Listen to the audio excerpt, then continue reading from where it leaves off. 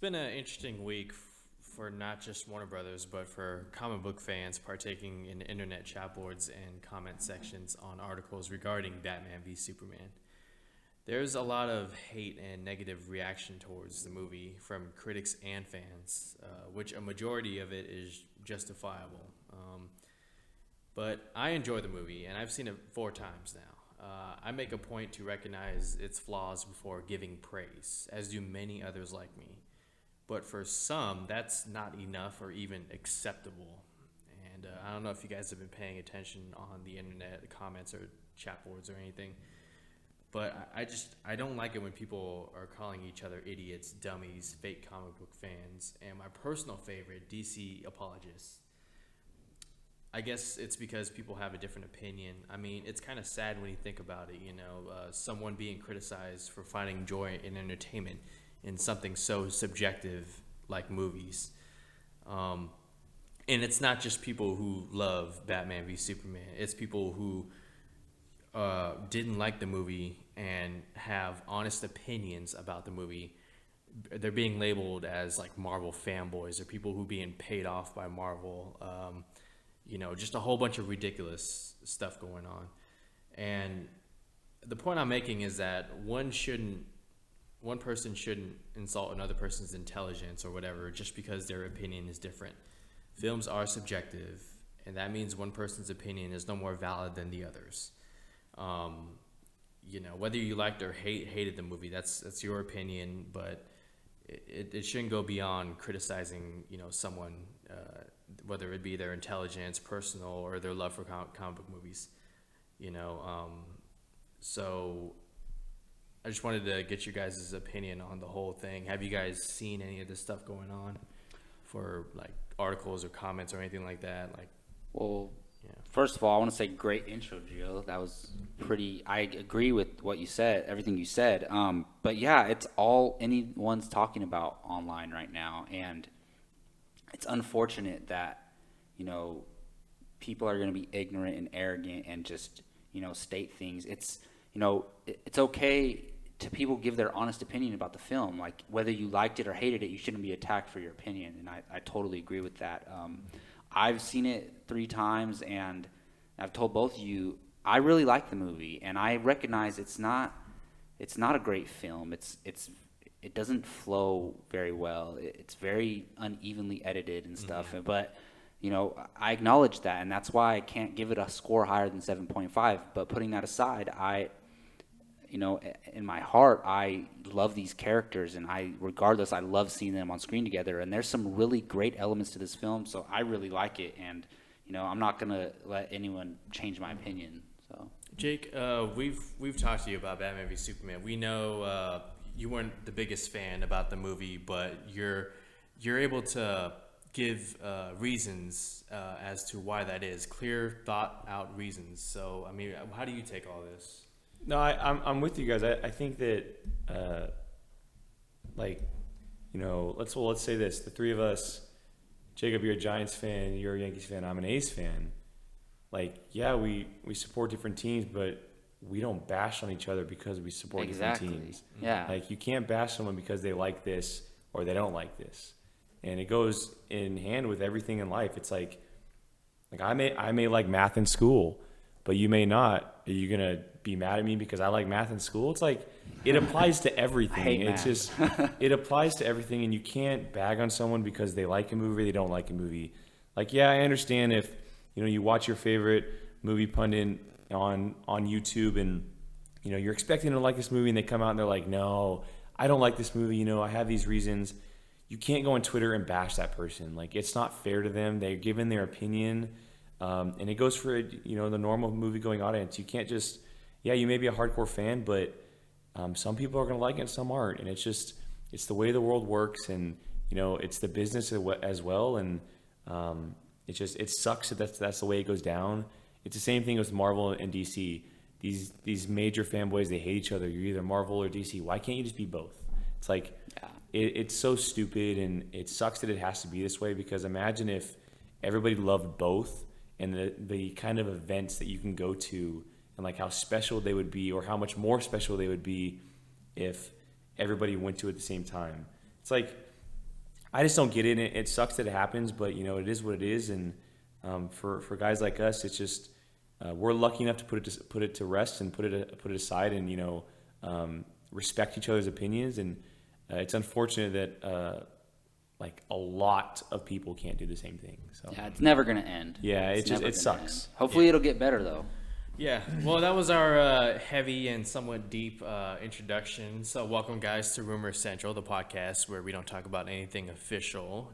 So, everything that you hear on this podcast is just a rumor, but rumors are essentially news these days. That's how these sites are treating it. So, I'm your host, Gio Ramos, and I'm here with my Apocalypse regulars. First, the host of Padawan Podcast, Jake Berlin. How you doing?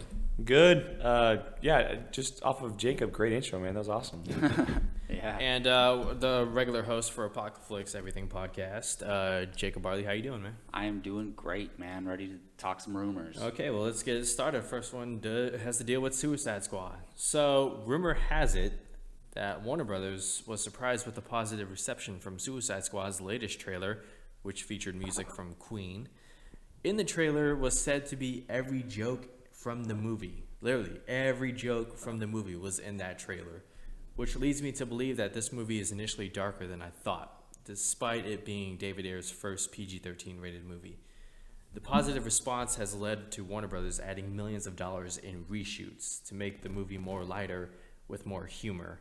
Now, given the universe established in Batman v Superman: Dawn of Justice and the villains involved in Suicide Squad, what's your guys' reaction to a lighthearted, more humor Suicide Squad? So this is all just rumors, right? It's all just rumors, but Okay, let's go with it for a second. First of all, I don't buy that all of the jokes were in the trailer. Like, that's really hard to believe. And here's the thing. Maybe Batman v Superman, the story they were trying to tell had to be more serious. This Suicide Squad movie, it lends itself to be not as serious. It's going to be really dark, don't get me wrong, but it lends the characters and the story that they're going for lends itself to be more, have more jokes and have more, not lightheartedness, but, crazy humor. Fun character moments. Too.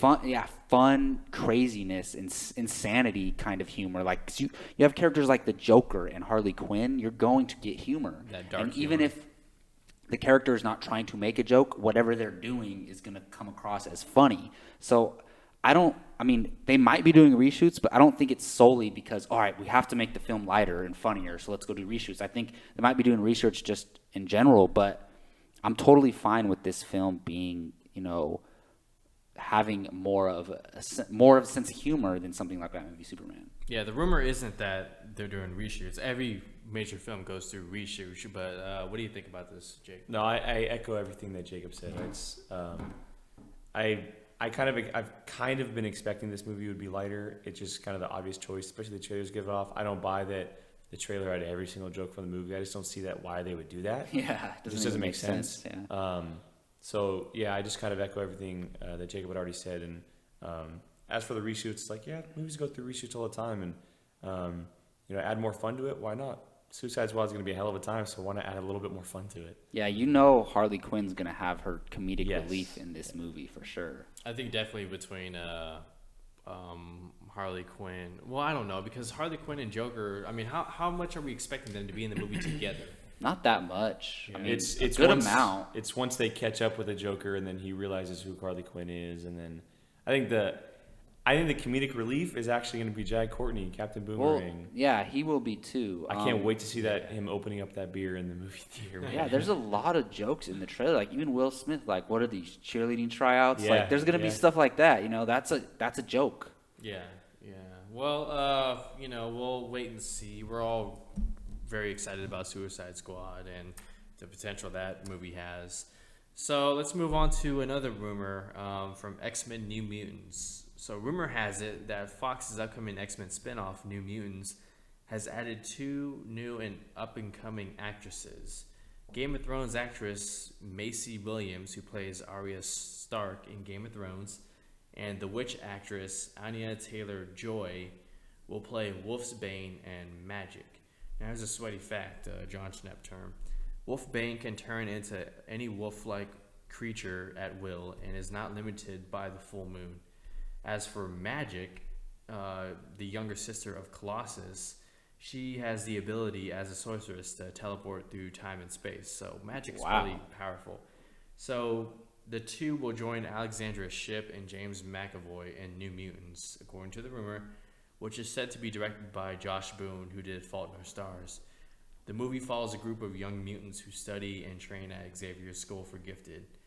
So with Massey Williams playing Wolfsbane and Anya Taylor-Joy playing Magic, what do you guys think about all this? I mean, if it ends up being true, I'm totally in. Magic is a totally awesome character. I don't know a whole bunch about Wolfsbane, but and then having Storm in there and Professor X in there, it's really cool. We've been speculating, how does it go further past Apocalypse and who's going to be involved and whatnot, and that the actors who are involved in Apocalypse have said they'd be interested in coming back and whatnot, and it sounds cool, and maybe this is going to be the new X-Men trilogy, and they're going to focus on the young characters and bring in a bunch of new guys, and then throw in Storm and possibly a Cyclops or Dream Gay or whoever they bring in, maybe a little Nightcrawler. But it sounds exciting. I'm always down for a little bit more change as far as the X-Men universe goes, and as long as they keep the same tone and we talked about earlier the whole YA thing, keep it the same X-Men, just focus on young guys. And so I'm in. Yeah, I know these are all rumors, but if they're going for a young cast, and obviously with the New Mutants they probably are, I love these two names, honestly. I think Macy Williams is obviously one of the standouts on Game of Thrones. And it's funny because her sister on the show is Jean Grey.